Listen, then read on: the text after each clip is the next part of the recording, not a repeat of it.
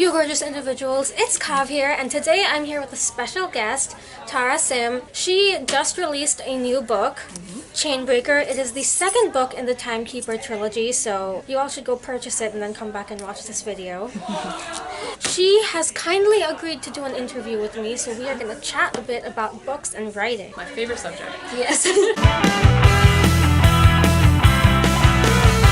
So let's just start out with you telling us a little bit about the Timekeeper trilogy. So the first book, Timekeeper, takes place in an alternate Victorian world where clock towers literally control time. So if anything happens to the clock towers, time's gonna get skewed up as a result. So therefore we have clock mechanics like my main character Danny Hart to basically fix time, fix the clock towers when something happens to them. And when he gets assigned to kind of like a small out-of-the-way clock tower in Enfield, England, he finds a boy who lives in the clock tower who has a more curious connection to time than he does.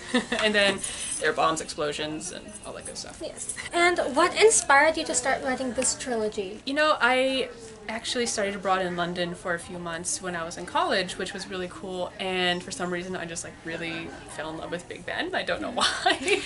So I got a little keychain of Big Ben, and a couple of years later I was trying to think of an idea, and there was actually a story contest for really weird out there love stories, and I was trying to think of something. I saw my little Big Ben keychain and I just got an image of a boy in a clock tower, and I was like, who is he, and why are the clocks controlling time, and who's going to fix it? And it all just kind of went from there. So kind of more on the diversity side, I know that the main book has a male-by-male romance, and that in the second book you talked about how you had an Indian character who kind of followed your personal identity.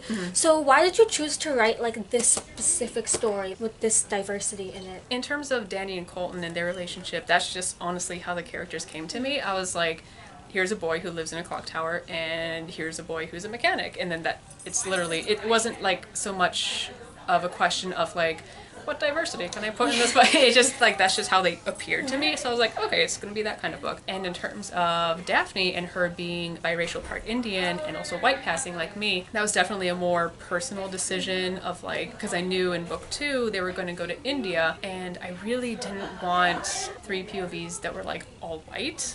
That just kind of, I didn't like it. And so I was thinking hard about Daphne, and I was like, actually it really makes sense that she's part Indian. So I wrote that into the narrative in Timekeeper, and then just kind of went from there, and I put some of my own experience, like you said, into Daphne, and yeah, that's just kind of how it evolved. Yeah. If readers could take away one thing from this trilogy, what would you want them to take away? There are a lot of themes in the trilogy about loneliness and grief, and kind of sharing that with other people.